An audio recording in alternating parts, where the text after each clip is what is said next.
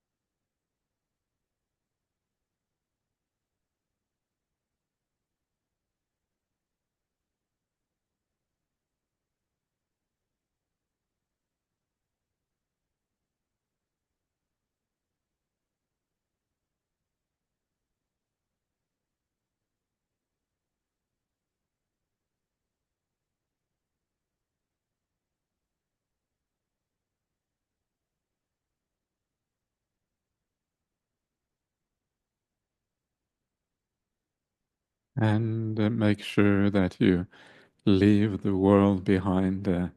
Remind yourself that the ordinary world is not all that interesting. It's just more of the same, more problems to be resolved. And after one problem, there's another one waiting in line. It just goes on forever.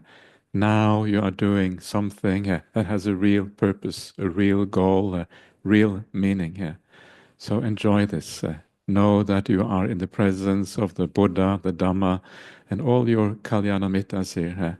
And what a wonderful thing it is to have a spiritual place right here in the middle of Singapore. So enjoy this. This is where meaning is found. This is what life really is about at the end.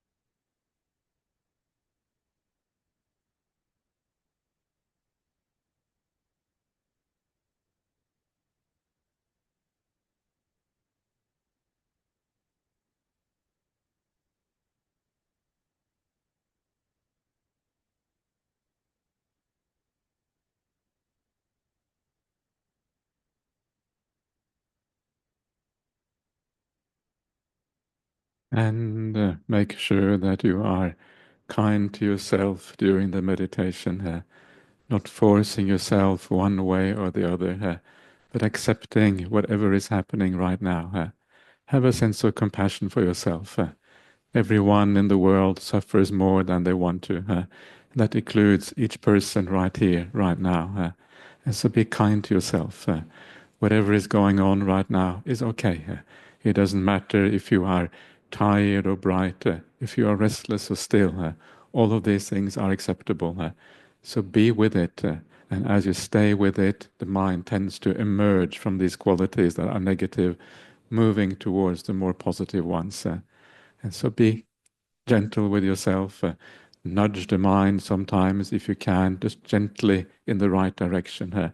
But don't force yourself to anything in particular. And gradually just allow that mindfulness to emerge.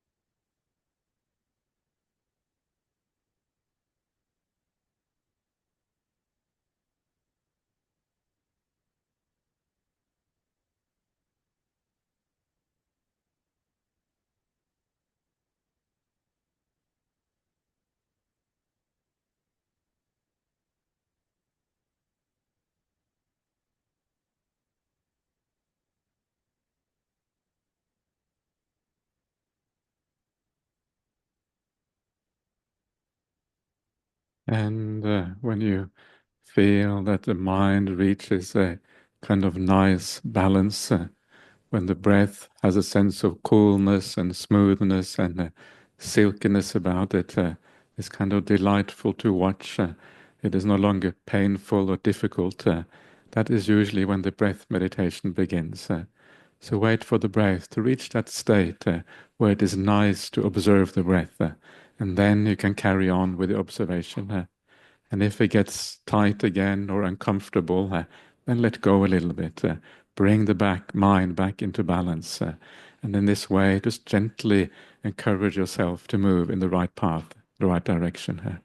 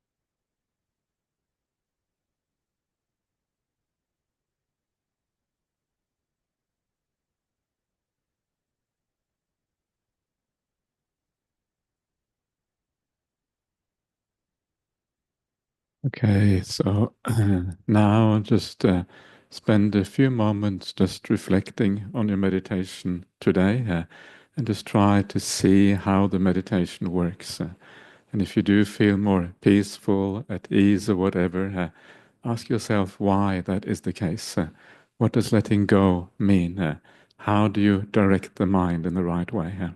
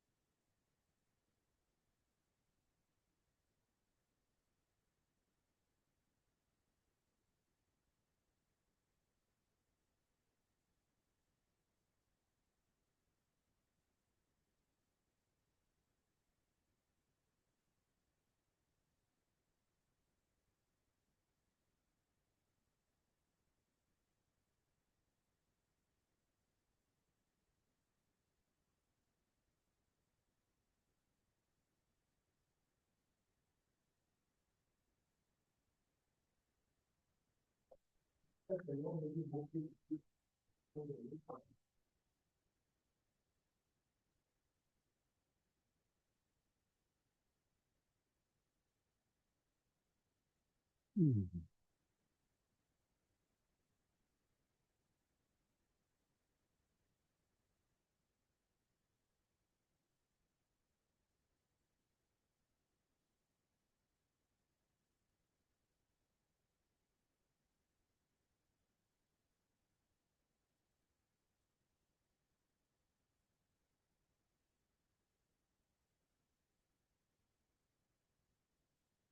Okay, everyone. So nice to be here in Singapore again. Feels like I was here yesterday.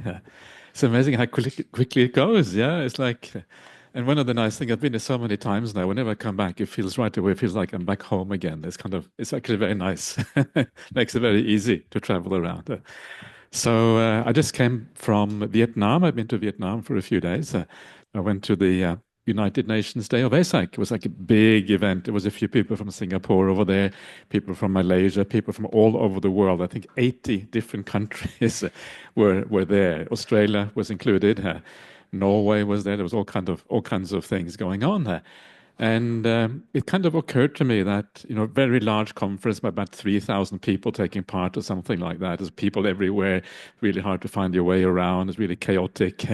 I like a bit of chaos, actually. So chaos is nice. But it also occurs to me that very often these large conferences are actually not that interesting here. Yeah, sometimes they are very academic. Sometimes they are kind of bit boring, not very inspiring.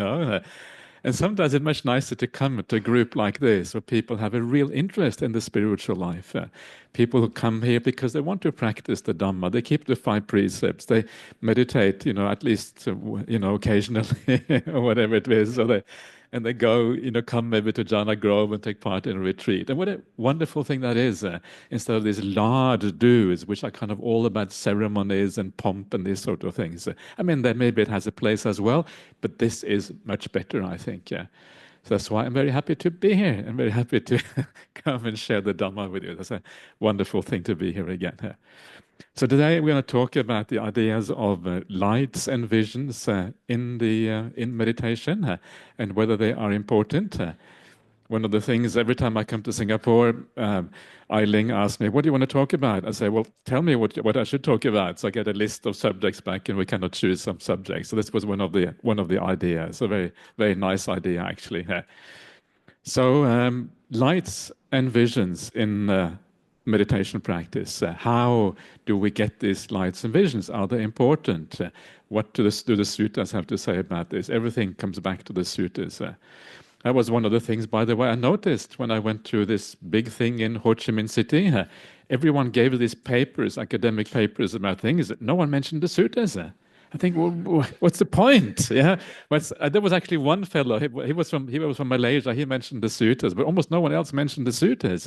And this is kind of the foundation for everything in Buddhism. Yeah, the suttas is what everyone actually bases their teachings on. Ultimately, everything only makes sense because of the suttas, and yet somehow no one mentions this. Of course, I mentioned the suttas, but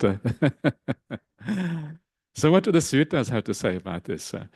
And so the idea of lights and nimittas in meditation, if you've been around for a while, you will hear people talking about these things. And these lights and nimittas, they come in a large kind of variety of various qualities and various ways. And one of the kind of most obvious ways of thinking about the lights in meditation is like what is often called the samadhi nimitta, yeah, the light that arises in connection with samadhi. Samadhi is the stillness of the mind. Yeah, it's when the mind becomes very peaceful.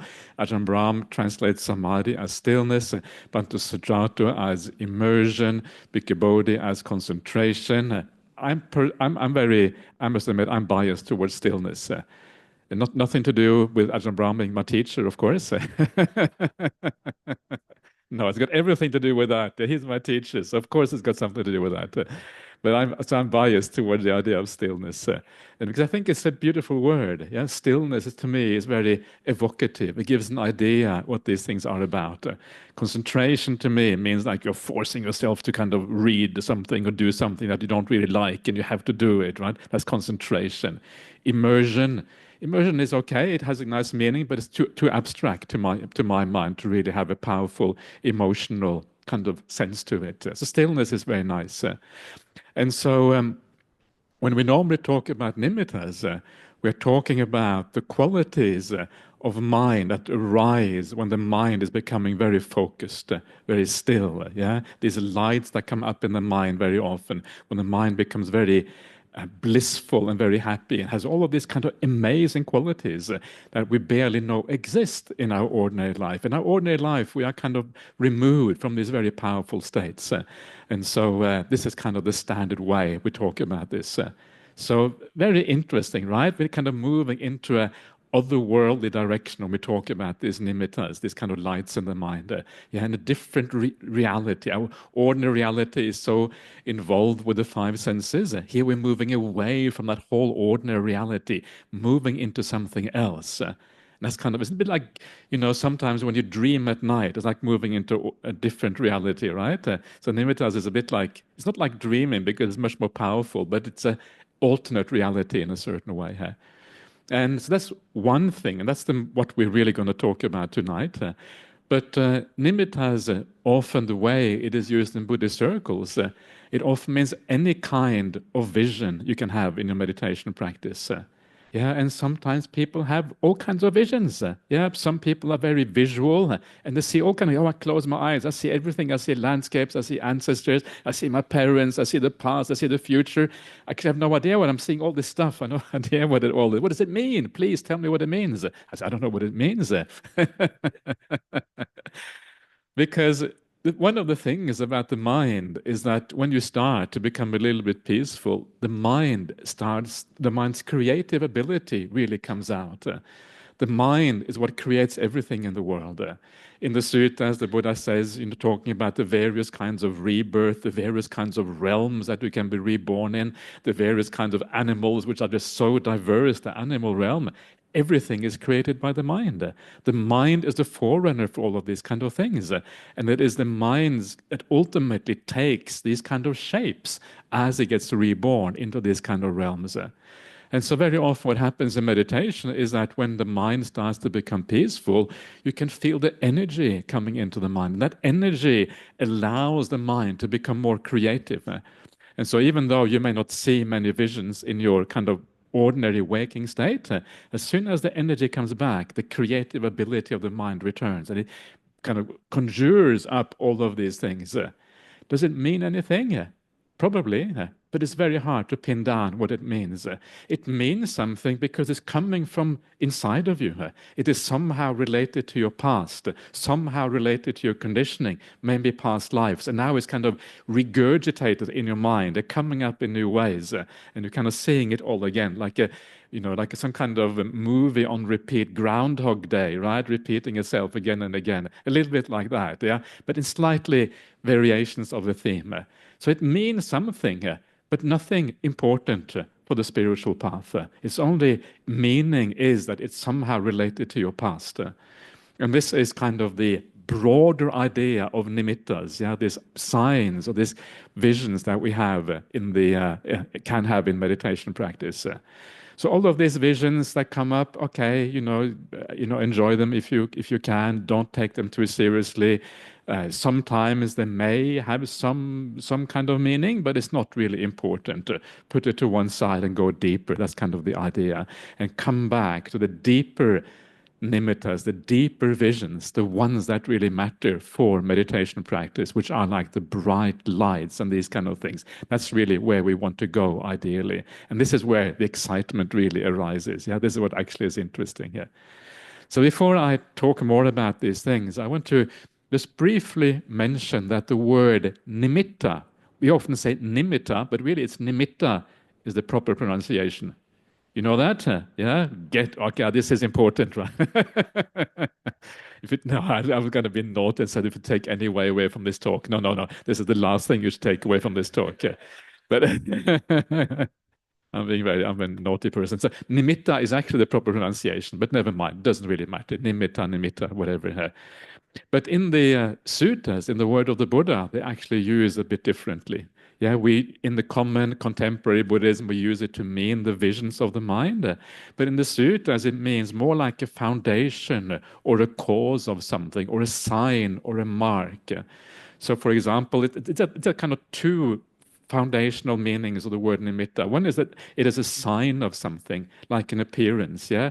So a human being, well, how do you know that someone is a human being? Because it's a certain shape, yeah? The head is on top, two arms, two legs, yeah? That's kind of, okay, human being, yeah? Something like that. And so it's a sign. And nimitta is as a sign. There's also something called animitta samadhi, samadhi without sign, yeah, signless samadhi. And if you have a sign, it tends to lead to a certain idea of permanence. Because you recognize something through a sign, then that recognition means that it must have a degree of permanence, because if that permanence isn't there, you can't recognize it anymore. So animitta samadhi is the signless samadhi, where there is no appearance that is kind of always there, that is regular, so it loses that sense of permanence. It is just completely impermanent. It's something which always is just moving on. There's nothing you can hold on to. There's no appearance that is regular anymore. Anyway, it's a kind of a sidetrack. So this is one meaning of the word nimitta, yeah, in the sutras. The other one is as a cause or a basis of something. So when the suttas use the word samadhi nimitta, yeah, the nimitta of samadhi, it does not mean the light in the mind. What it means is the basis for samadhi, the basis for stillness. And what is that basis for stillness? Well, it is the various kind of meditation objects that you can use. So, for example, in the suttas, they talk, if you are contemplating what is it, a corpse, I think, is something like that, a corpse, they call that a samadhi nimitta, yeah, because it become the foundation for stillness. So you see the bones maybe, or something like that, and that if you contemplate the bones in the right way, yeah, you can actually get samadhi out of that. It's kind of cool, isn't it? Contemplate bones. Yeah. So bones, why does that work? As a slight kind of detour from my talk. Why does that work? Well, first of all, you see bone, not very attractive. So you lose a bit of passion for the body. And then you lose the passion for the body. Then you kind of focus more on the bones. And then they turn white and they turn brilliant. And then they turn into samadhi as a consequence. That's kind of the short version of how that can happen.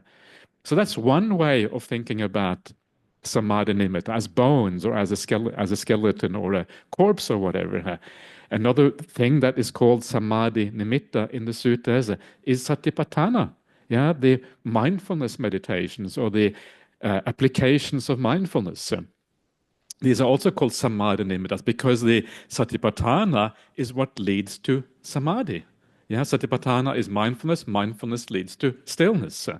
That's another very important point because it shows you the interrelation between samadhi and sati, between mindfulness and stillness on the path. Satipatthana is the cause for stillness in Buddhism. So this is how it is used in the suttas. So it's a bit different from how we use it in the present day. So important to know that. So when you read the suttas, you don't kind of misread what is going on. This is always the danger with using words in a kind of one way, and then suttas have a different way. If you go to Buddhist countries, one of the interesting things about Buddhist countries is that they often, like go to Sri Lanka, for example. Anyone with Sri Lankan background here? Can't see anyone. Okay, usually we had Uppal. Uppal used to be here in the old days. He's no longer. He's passed away about a year ago or something. So yeah, that's probably why he isn't here. That must be why he isn't here. He's passed away. If he was here, that would be very interesting, right? It would be, wow. Uppal, are you here by any chance? Okay. So in places like Sri Lanka, because it's basically an Indic language, yeah, so they use a lot of Indic words in the contemporary language. And very often those don't match exactly with how the suttas are phrased. And so sometimes you may misread the suttas because you use the kind of contemporary meaning and you read that into the suttas, and then you get misunderstandings. This is a kind of common problem in Buddhist circles also. So anyway, this is just something to keep in mind. But now I want to talk a little bit more about these in the suttas. Yeah, so what is the name then in the suttas for what we now call nimitta? What is that in the suttas? If nimitta in the suttas means something else, well, what do we call these lights then in the mind? Yeah, what are they called in the suttas? And what they are called usually is an obhasa. Obhasa is a light. Obhasa and rupa are two words used together. Obhasa means a light or a splendor or something, some kind of splendor, and rupa means a form. Yeah, so if you have a light in the mind, you can imagine that, first of all, it is obviously a splendor. It kind of shines, and it has a form, because a light may be round or it may be diffused, but very often it has a form as well, especially when it comes in the shape of these samadhi nimittas, as it's called now. So that is usually the words that we find in the suttas, obhasa and rupa. Yeah, these are the two words. And so then what you can do, once you know that, then you can look up these words in the suttas and see how they are used throughout the suttas. And they are used in slightly different ways. And I'm going to talk about some of these ways that these words are used in the suttas. So one of the interesting ways that they are used is when the Buddha, before his awakening, one of the things that is very interesting, I think sometimes isn't kind of talked about, is that apart from awakening, apart from remembering his past lives, apart from understanding the laws of karma, apart from kind of awakening to the third noble truth of nibbana, he also did many more things. He investigated samsaric existence.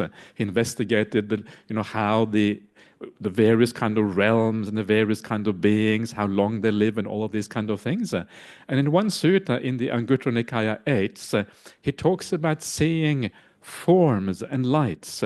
He sees forms and lights, obhasa and rupa, these two words I was just talking about. And then in the next sentence after that, he says, and then having seen those forms and light, I went to speak to those devas. To communicate with them. This was kind of the next one. So to really understand samsara properly, it's not enough just to see the forms and the light, but you want to communicate with those devas. Then you want to know how long they lived. There's all these kind of 8 things that he did with his deva. How long they lived, what kind of karma led to that existence. What kind of nourishment they have. Ahara is the word for nourishment in the suttas. If he, the Buddha, had ever been reborn in that realm before, in this long samsaric existence. Because if he had been reborn there before, and now he was back to a human being, it was kind of useless. Now he's back again. It didn't really work. It wasn't all that successful. And so here, that rupa and obhasa refers to the devas. So it's the same word that you find in the Upakilesa Sutta, where it actually means the light and then leading to jhana. Eventually, here it is used for the devas. And that's kind of interesting. There's a close connection between the devas in the suttas and the samadhi nimitta. And people who are good meditators, they say that it basically is the same. Sometimes it's hard to make a distinction whether it is a deva or it is something that you see as a samadhi nimitta leading to samadhi, because the similarity is very much the same. Is there a difference? Well, one of the main differences, if it is your personal samadhi nimitta, it means you are more in charge of what is going on. You can kind of control it because it's your light in your mind, and so you can kind of do things with it. But if it isn't deva, well, it does its own kind of thing usually. So that's kind of one of the main differences there. But basically, it's the same thing. And why would that be the case? Why are the devas similar to the samadhi nimittas? Well, the reason is, of course, that when you have the samadhi nimittas, you are purifying your mind. And the kind of mind that you are creating through meditation, seeing these lights, is exactly the kind of mind that gets reborn in those deva lokas. Why do you become a deva? Well, because you have a very pure mind. That's why you get reborn in these places in the first place. And so there is an equivalence between the qualities of your mind and these states of existence called the deva existences. It's sometimes called the equivalence between microcosm and macrocosm. The microcosm is you, yeah, the five khandhas. This is the kind of the microcosm. The macrocosm is like samsaric existence, all the beings in the world. And so there is a direct relationship between the two, how you develop your mind and how you then develop, yeah, when you get reborn as a deva. And so this is why there is that kind of uh, connection there. You can see the connection quite clearly. And this is what you find in this sutta. So devas and samadhi-nimittas are almost like two sides of the same coin. And the word deva, if in case you have any just kind of add to kind of the evidence here, the word deva is derived from the word diva, which means day. And day seems to mean, I'm not entirely sure about this, but one of the root meanings of the word for diva is something like shining. Yeah, it shines. That's why it is day. You have the shining, you have the light or whatever. And of course, deva then becomes like the shining ones. And dibba is also derived from the same root. Dibba is like the heavenly realms, yeah, the dibba loka, the heavenly realms. That's the idea of the one way that the rupa and obasa is used in the suttas, yeah, to kind of show the connection between these things. Another way that you find the word obasa and rupa in the suttas, and this is also very much related to this, and this is when sometimes you have, you're talking about the Brahma loka, the Brahma gods in the suttas, and sometimes Brahma appears. Yeah, Brahma is coming. How do you know if Brahma is about to appear? Because the obasa and the rupa arise. Yeah, the rupa and the obasa come up. Yeah, so the splendor of Brahma comes. Then Brahma is about to appear, and then Brahma appears after that.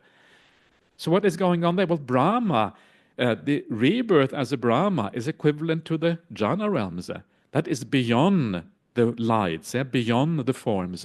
So when Brahma appears, he has to kind of come through that nimitta, come through the light and the form, and before he can appear. In other words, it's like going down through almost like going down through the various kind of realms, coming through the nimitta, because it's in jhana state, he has to go through the nimitta before he can appear in an ordinary kind of form and looking more like a human being or looking more like something that we can actually recognize. It's the same kind of idea again. Yeah, this idea that the microcosm in your mind, the development of lights into jhanas, is equivalent to the way the macrocosm of the world at large, how you develop, from the devas going into the Brahma realms, and the same kind of movement of the mind as you find externally in the Deva Loka. So Brahma appears through the light and the forms, rupa and obasa.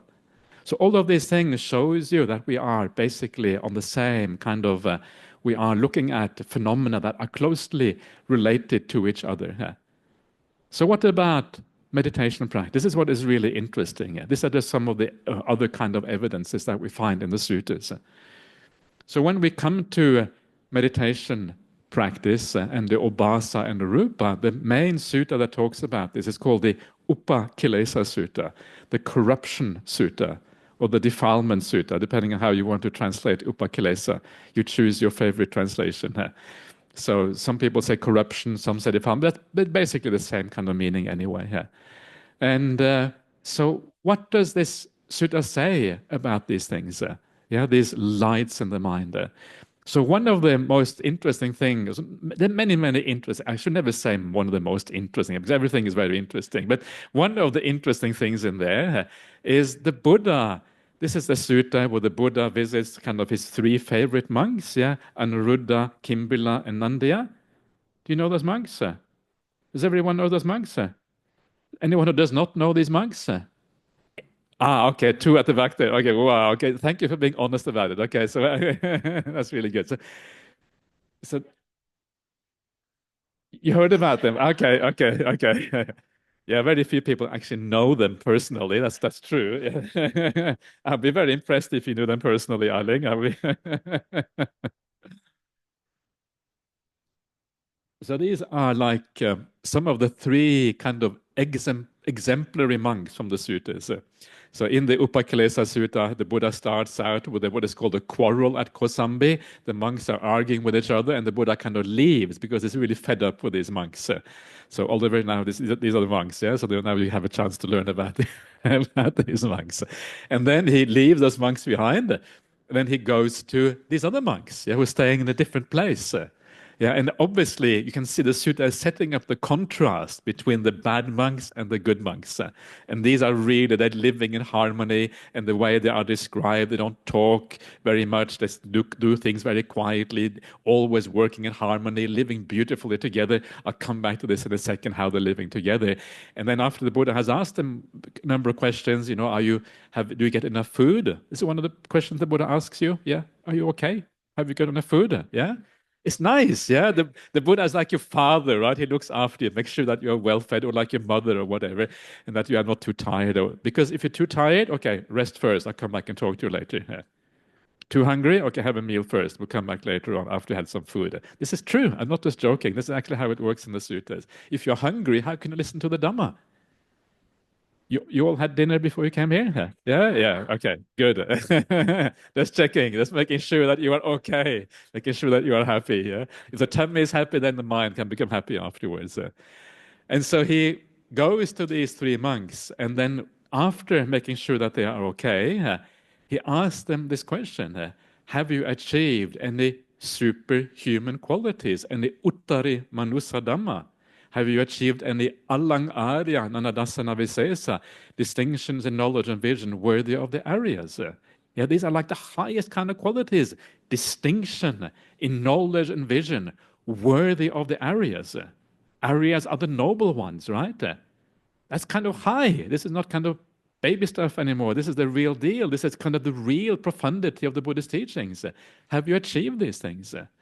And what is very interesting about this is that then they reply. What they reply? Well, sir, we have these lights in our minds, yeah, and then we lose the lights. And so this seems to mean that when you have these nimittas, it is almost to the level of the superhuman qualities. Otherwise, why would they mention them? Right? They're not, I mean, these words are defined slightly differently in the suttas. Sometimes the superhuman qualities are just the four jhanas and the four stages of awakening. That's the usual definition. But here, it's almost like these nimittas are included.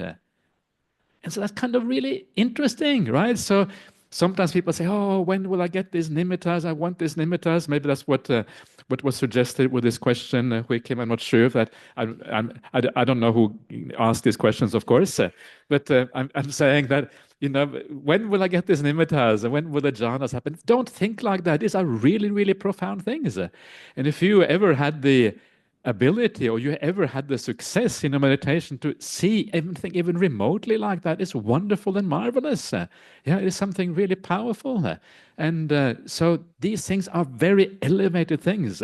And this is one of the things that comes out of this particular sutta, how powerful these things are.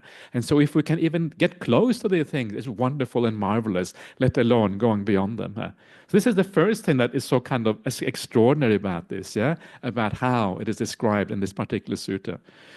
And then so why is that the case? Why are these things so close to, the superhuman qualities and these kind of things? Well, of course, that has to do with how they are experienced. How do you experience these nimittas?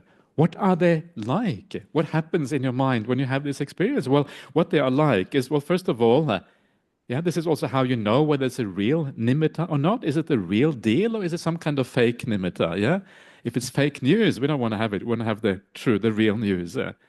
So what are they like? Well, first of all, they are very blissful. Yeah, this is one of the things about meditation which is so attractive in the suttas. Real meditation, when it works in the right way, when it actually you're able to really let go and enjoy the present, is very, very blissful. It makes you very happy. Okay, how many people got really blissed out tonight? It's hard, right? This is too difficult. So, of course, when we come here to the BF and you do some meditation in your daily life, you don't really expect that because you don't have enough oomph. You're too tired from your daily life and these kind of things. So please don't expect this kind of bliss to happen on these occasions like this. But maybe when you go on retreat, yeah? Some of you have had this experience on retreat. And so that's wonderful. So bliss, yeah, is one of the things. And often the bliss is more powerful than any bliss you have ever had in your life before, anywhere else. Any kind of happiness that you have in the sensory realm through your eyes or through whatever in the five senses is nothing compared to the kind of bliss you have in these things. Yeah, very, very powerful bliss. It is very peaceful.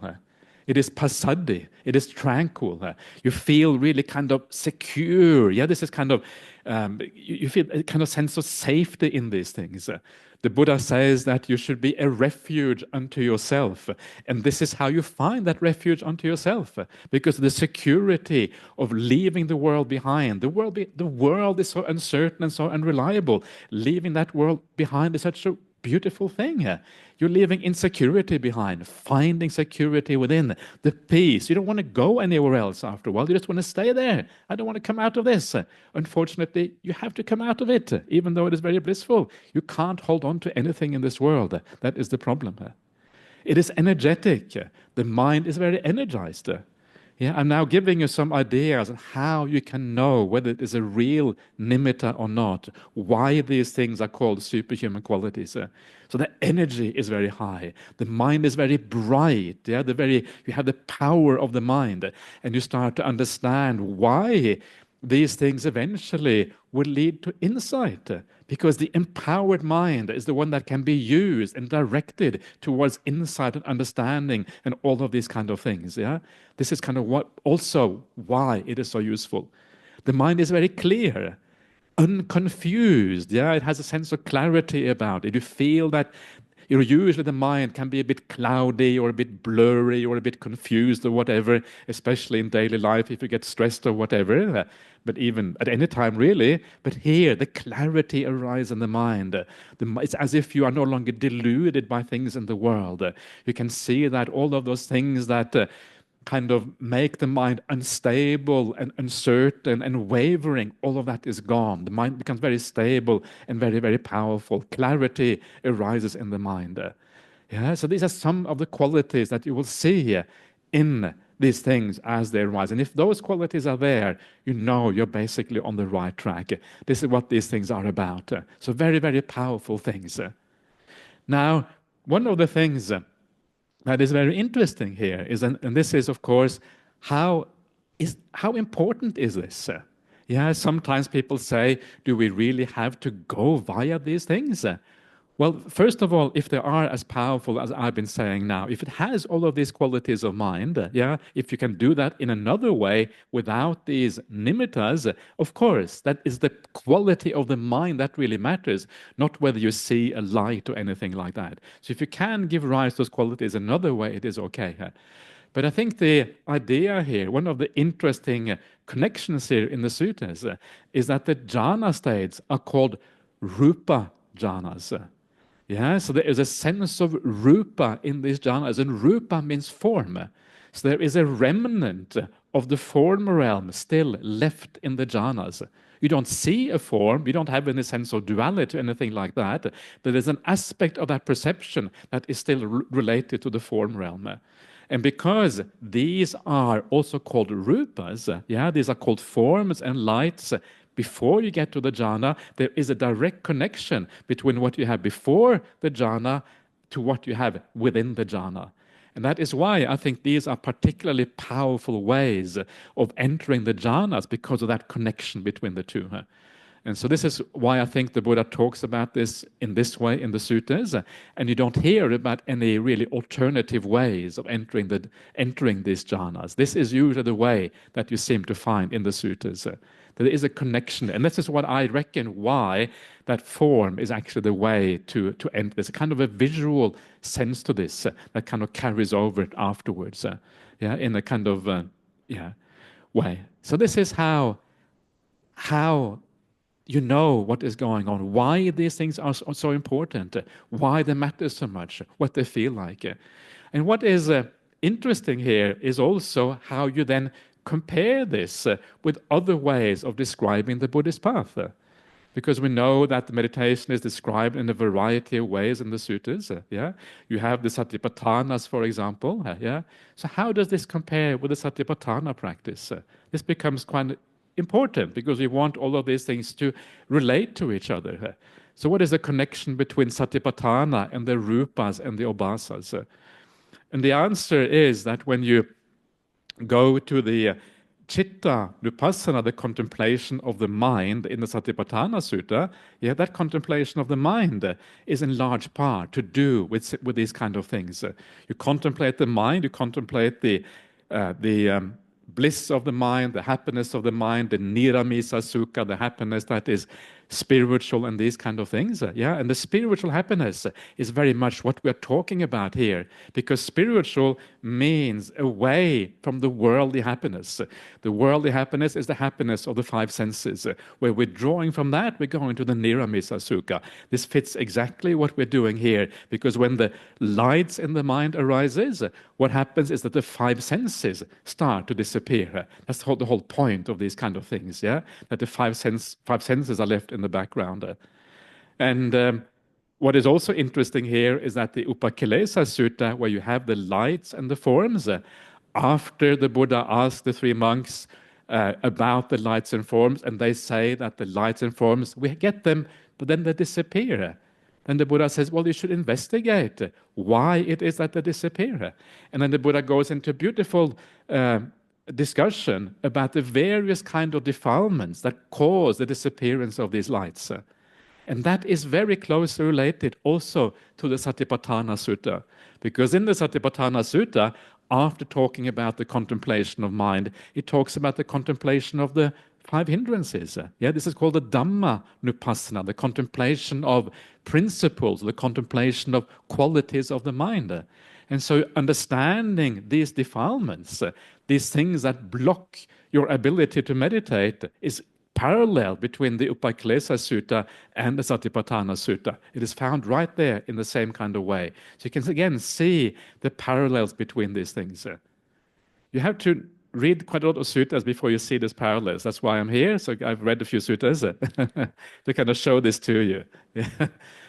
And very similar kind of thing again, you also find in the Anapanasati Sutta, the Sutta on mindfulness of breathing. The Sutta on mindfulness of breathing is very closely related to Satipatthana Sutta. So you come into the contemplation of mind, yeah, 𝐶iṭṭaṃ 𝒔𝒑𝒐𝒏, it means experiencing the mind. Yeah, very like the Chitta Nupassana and Satipatthana, contemplating the mind. Again, you experience the mind when the senses, the five senses are gone. That's when you start to experience the mind.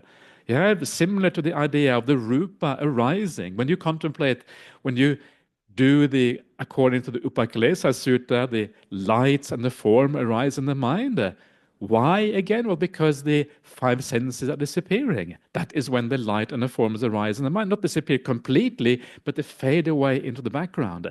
It's exactly the same thing you see in the Anapanasati Sutta when you are experiencing the mind. The whole point of the mind, it is that which is separate from the five senses. Yeah, chitta pati sangvedi. And then you develop that mind. Yeah, you pamojayang chittang. No, how does it go again? Okay, I'm a little bit blurry tonight because I've been kind of doing too many things the last couple of days. But you develop that mind further in the same way that you do in the Upakilesa Sutta, abandoning the defilements. And then the last one, which is a very, very common way of describing the meditation process in the suttas, is called the dependent liberation sequence. And there also you see exactly the same thing. You see all the blisses and the happinesses leading to samadhi. Pamoja, gladness leading to piti, which is rapture, piti leading to passaddhi, which is tranquility, tranquility leading to sukha, which is happiness, and then the samadhi arising. The same kind of qualities again.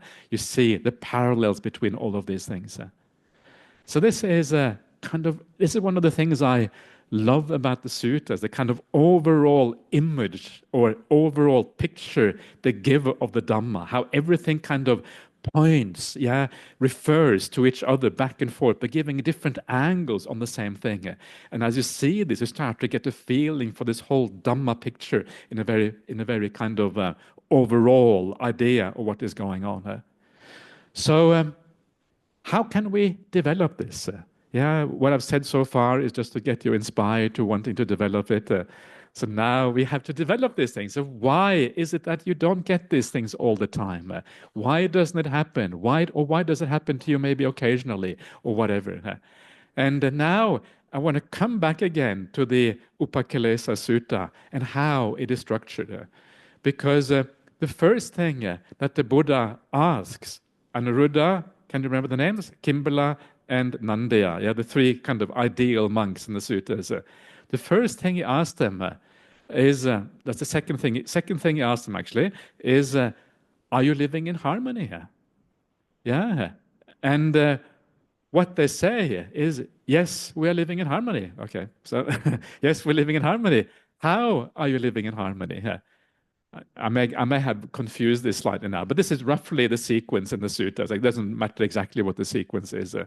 And they say, well, the way that we kind of live in harmony with each other is that I think how fortunate I am to have spiritual companions such as these to live with. How very fortunate I am. And this is the foundation for how they actually give rise to these nimittas, how they give rise to these lights and forms in their mind. Thinking like that, how fortunate I am to have companions such as these in the spiritual life. It's a very powerful thing because this is, in many ways, kind of the ideal expression of metta. Yeah, if you have metta, if you have loving kindness to the world, to the people around you, that is how you feel. Yeah, what a wonderful thing it is that I have all of these people around with good qualities. And ideally, this is how I would recommend you to think about also your fellow people here at the Buddhist Fellowship, yeah, or anyone else who's kind of in your community that is there to support you spiritually, whatever way. How fortunate I am to have people like this around me who kind of make these events possible, who make it possible to practice a spiritual path in a good way. How fortunate I have to have the Buddha in the world. Yeah, that there's a Buddha in the world. Isn't that amazing? Did you expect that when you kind of grew up that there would be a Buddha in the world? There's something that you kind of recognize that after a while. Wow, there's a Buddha in the world. Wow, are you serious, man? Wow, that's really cool. That's actually almost from the suttas. Yeah, are you serious, man? There's a Buddha. That's almost from the suttas. It's like, wow, there's a Buddha in the world. You know that? You know, I talked this here before, I think, but there is like this amazing. For those of you who haven't heard it before, there's this kind of remarkable passage when Anathapindika, yeah, becomes a Buddhist, yeah, or he kind of meets the Buddha for the first time. It's a really amazing passage. Anathapindika comes all the way from 𝐳𝒊𝒈. 𝐳𝒊𝒈 is like in north of the Ganges River. It travels all the way to Rajagaha, which is about, I don't know how far. It's a long way. For those of you who came to India with me, you know how far it is, maybe 500 kilometers, something like that. And so it travels all the way from 𝐳𝒊𝒈 to Rajagaha to meet his brother-in-law. In those days, that took a long time, yeah. There was no kind of planes or anything like that, obviously. Yeah, and so he had to kind of go by horse or by carriage or whatever. And so eventually he comes to his brother-in-law's house, and his brother-in-law is really busy. He's running around doing things and telling his servant, do this, do that, yeah, work harder, cook this, clean here, put up the marquee over there. Okay, something like that. Maybe not quite, yeah, you know what I mean. Something like that, yeah. And then finally, when evening comes, then his brother-in-law comes and says, "Oh, how are you, Anathapindika? Yeah, I haven't. What's going on?" And Anathapindika said, "Well, how come you don't come and say hello to me? I've been sitting here waiting for you for an hour. Usually, you invite me and say, 'Oh, welcome to the house.' Today, you're just running around doing stuff. What's going on? Are you having some? Have you invited the king and the fourfold army for a meal tomorrow? No. Haven't invited the king. Are you going to have some magnificent wedding party or something? No wedding party." So what's going on? I've invited the Buddha and the fourfold Sangha. No, not the fourfold Sangha. I invited the Buddha and the Sangha. And then Anathapindika says, "Did you say Buddha?" I said Buddha. "Did you say Buddha?" I said Buddha. "Did you say Buddha?" I said Buddha. And Anathapindika is kind of over the moon, right? He has to ask him 3 times to make sure he actually heard the right thing here. And of course, the point is that in the Indian language, Buddha means the awakened one. Yeah. I've invited the awakened one. And that has a meaning in that culture. Buddha is kind of part of the Indian culture. So when someone says, I have invited the awakened, it's like, what? Are you serious? Yeah. That's what's actually happening there. And so he's so delighted. Of course, then he goes the following morning to see the Buddha, right? And then all of the things happen. He builds a monastery for him and all of these kind of things from that. And so the idea here is that this idea, again, of rejoicing in the fact that we have something very special in this world. We look at our Kalyanamitas, we look at some of the Sangha members in the world that are still practicing well. We look at the Buddha, yeah, especially having the Buddha there in the background. What an amazing thing that is. And then you think, wow, how fortunate I am. How incredibly fortunate I am to have all of these things to support me. It is kind of this expression of metta in the world because you are seeing all the good qualities and the people around you rejoicing in those good qualities. And when you see those good qualities in people around you, you tend to see them in yourself as well. And then you're building yourself up. And then because of that, based on that metta, then you sit down and meditate, and the meditation happens more or less by itself. This is kind of the strange thing about meditation. If your mind is ready, if the qualities of mind are there, the meditation just happens. This is kind of the point of it, yeah? And this is why people often struggle. They think, oh, how should I do the meditation? Maybe I have the technique wrong. Usually that's got nothing to do with technique whatsoever. It has to do with the fact that your mind isn't quite ready. And fair enough, you come here tonight, maybe after, work or whatever. Sure, I understand the mind is not ready here. But, when you go on retreat, that's when you find out whether your mind is really ready or not. So that is the answer. That is what we need to do. Yeah, prepare the mind, develop the sila in a very, very profound way, with loving kindness, with compassion, with a little bit of renunciation, understanding that the world is not that interesting. The purpose of the Dhamma is not to make our worldly life a little bit better. The purpose of the Dhamma, that is the whole purpose. The worldly life is there to support the Dhamma, not the other way around. Yeah, that is kind of the right way to think about these things. And then you're going to go a very long way on this path. And then when you sit down, you sit down, your mind is in the right place, you're feeling good about yourself, you're feeling good about all your fellows in the spiritual path. You sit down, your mind, especially go on retreat, your mind becomes peaceful after letting go of some of the tiredness the first couple of days, and then you start to settle down, and then the breath just arises in your mind because your mind is in the right place, and you are kind of relaxed. You sit back, you don't force the meditation, you stop trying too hard, you're just kind of staying in the present, enjoying what is going on, and then these nimittas start to arise in your mind, and then you go to Ajahn Brahm, and then you cry, because you're just so blissed out. This is what happens when you're very happy here. It's like tears coming off your face because you realize that you have touched something which is far more meaningful than you have ever found in the rest of your life. You understand that now you are moving towards what life really is about, letting go of all the superficiality in the world, moving towards something that feels much more real. This is one of the qualities of these nimittas. They feel more real because you are more present, you are more aware, you are more complete within yourself. The idea of craving, the reason why we crave in the world is because we don't feel complete. We want to complete ourselves by finding something that somehow is going to make us, now I feel complete. This is what relationships are about. This is what possessions are about. But it never really works. The only completeness is really found through the spiritual path in this way.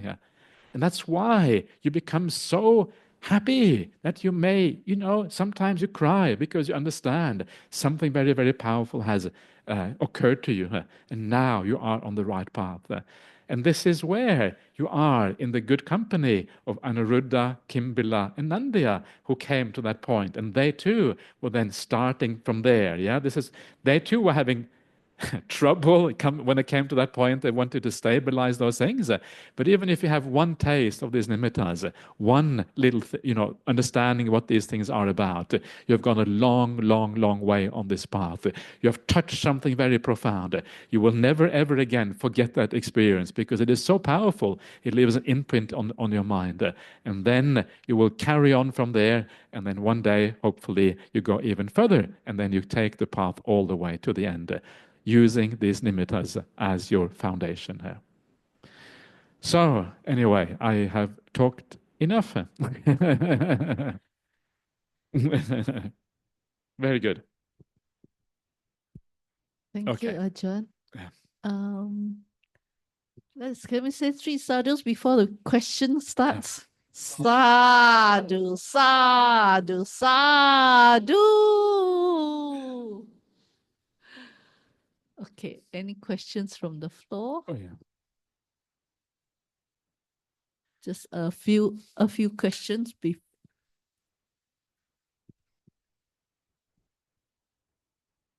Okay, the first one. Hi, good evening, Ajahn. I have one question regarding kind of about nimittas. You mentioned that in the suttas it's always described alongside form and light, right? And when we talk about the aggregates, the term used is also form, but it's commonly understood to be the body form rather than forms external. So I'm wondering if, in terms of the aggregates, it also actually does cover external forms. Yeah, rupa is used in different ways in the suttas. It does in the 5 aggregates. It refers probably mostly to the body, but the body is there is kind of rupa in this sense, kind of the touch way in which it's often called pottabba. But one of the ways that you recognize the body is also through vision. It has a certain form in that sense. And so in the suttas, you have the eye, and then you have the visual things that you see, and they are called rupas as well. So the body is also recognizable through its appearance, through its shape, and that's kind of part of it. And so the body is recognizable through touch, which is often called pottabba, the touch faculty, and then the visual forms, the eye and visual forms. And so it has that kind of slightly dual sense, but I think the main meaning is kind of appearance. That's usually what rupa is actually refers to. Yeah, so it's closely connected. Yeah. Thank you.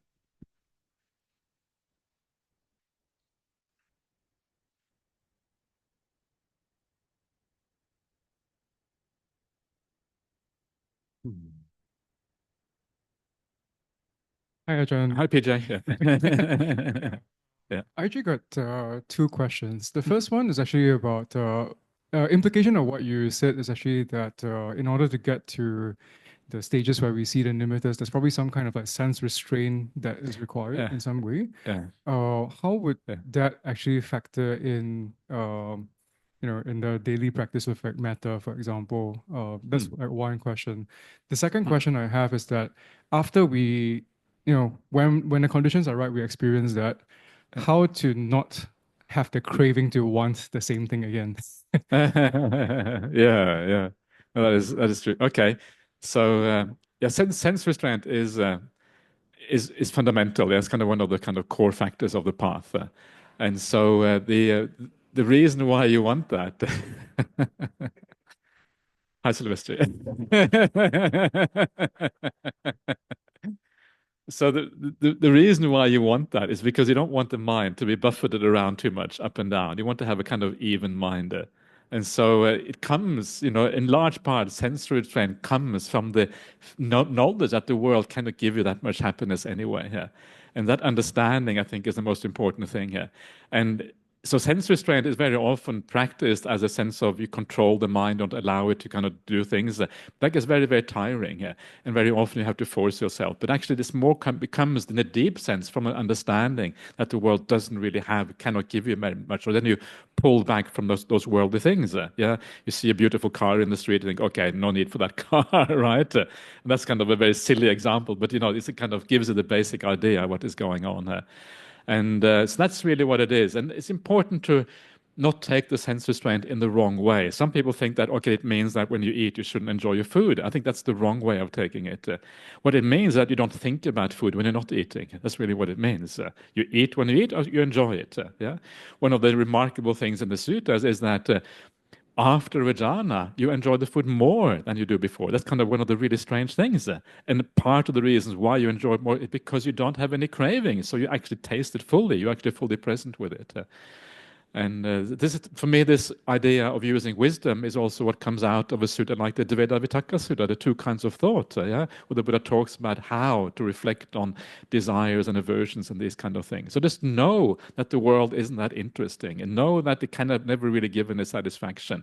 And that it helps to have had some meditation beforehand, because you can compare the two. You know what's going on. So what about avoiding the craving? Well, the way to avoid the craving is just, one way is just to realize that every meditation is a little bit different from the meditations you had before. So the thing that you're craving for probably doesn't even exist. Yeah, already you've forgotten a little bit about what the previous meditation was, because you had the meditation before, and the memory is never going to be an exact replica of what actually happened. The memory is going to be a distortion. So even that is wrong.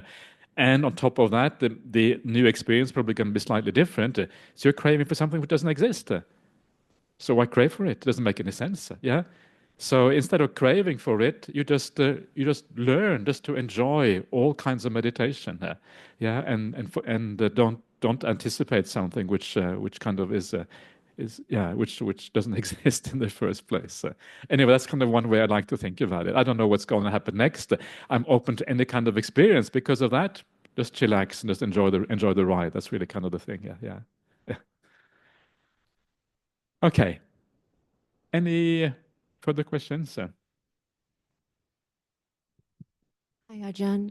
You mentioned building up the qualities of the mind so that we can meditate better. Can you give us like some tips how we can do that in our day-to-day? Because we're very busy with family and work and all that. Yeah, of course. Yeah.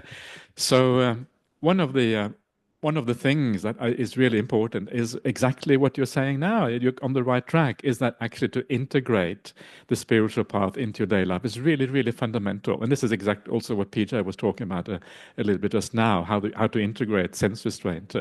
And so the way to do that is to use your daily life as opportunities to live well. To live with kindness, to live with metta, to live with compassion, these kind of things in your daily life.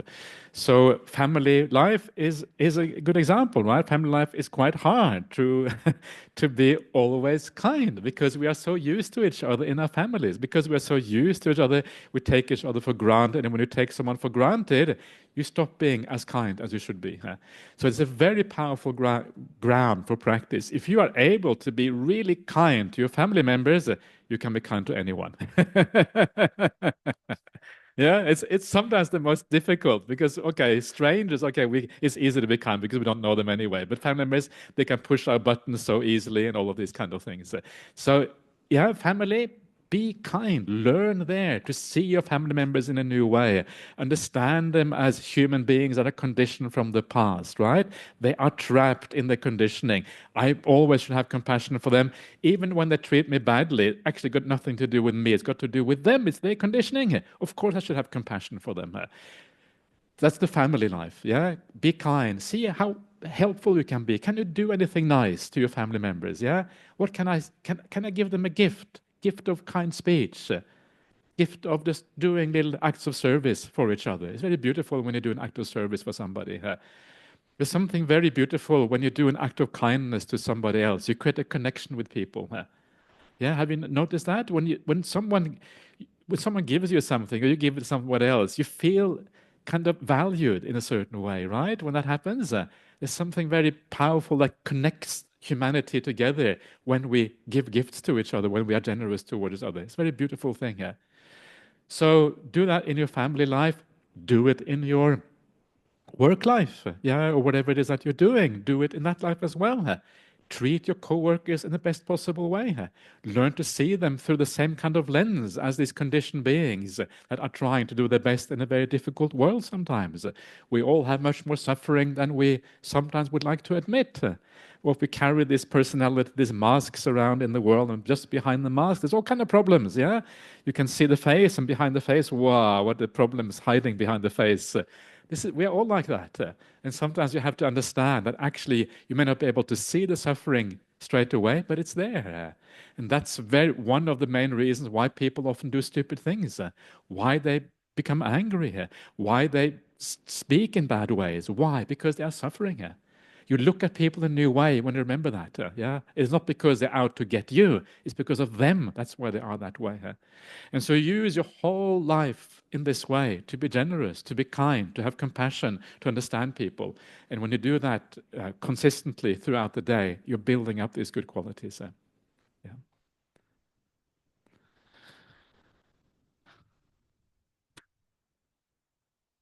Sylvester, please. Yeah.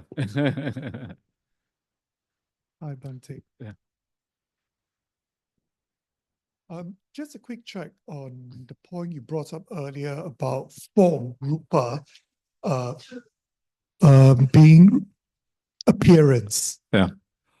I can't remember the name of the sutta now. It's in the Majjhima Nikaya, and they talk about form arising through any of the 6 classes of context, whether it is through visual contact or tactility or even hearing, taste, smells, but more importantly also of the mind contact. Any of these 6 types of contacts can give rise to rupa. Okay. Is it the Mahaprajna Sutta, the longest sutta on the elephant's footprint? Yeah, that's the one. That's probably the one. Yeah. So it does seem to suggest that when it comes to meditation, rupa should really just only be talking about appearance, structure, shapes, things like that, and not really visual data that is coming in. What do you think? Right. Right. Yes, that's a good point. It's not visual data. Absolutely. I fully agree with that. And I mean, one of the things that you certainly do find in the suttas is that the mind takes the other 5 senses, take their objects. You know that when you dream at night, you see all kind of stuff, but obviously not through the eyes. It's made by the mind, and so the mind takes the other senses. And so this is the visual counterpart. The counterpart to the sight found in the mind, so the visual counterpart in the mind, and that's what this is, and so so that's quite right.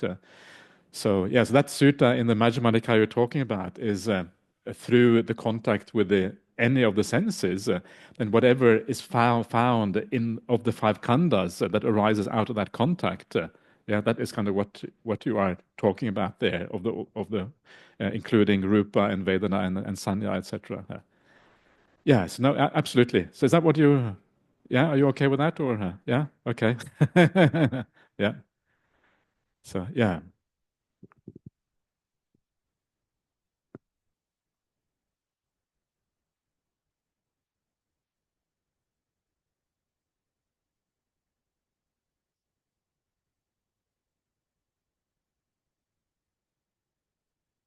Okay, thank you. Since there are no more questions, we can ask Ajahn Brahmali to share. We can all share merits as to lead in the sharing of merits, and then give a short blessing. Yeah. Okay.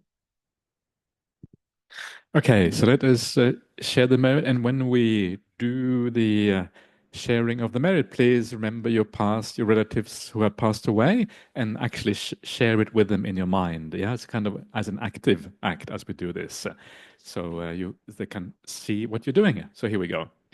Edang men yati nang hoatu suketa hontu nyatayo.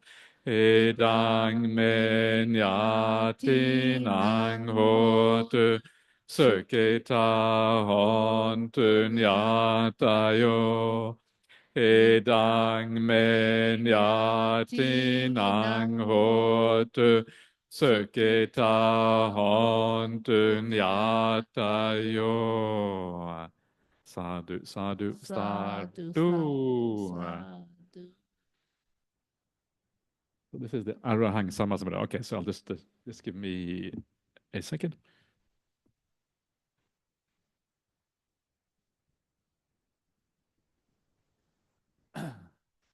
Arahang Samma Sambuddho Bhagava Buddhang Bhagavantang Abhivademi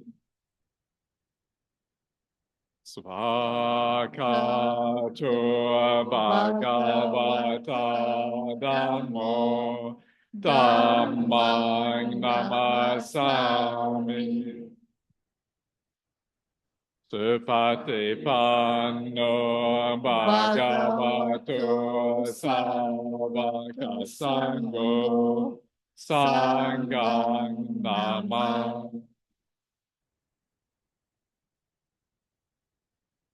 Sadhu, sadhu, sadhu. In case anyone would like to offer any requisites, we will just put a tray there. Okay, how are you, Wilson? Yeah, you're all right? Yeah. Say again? Okay.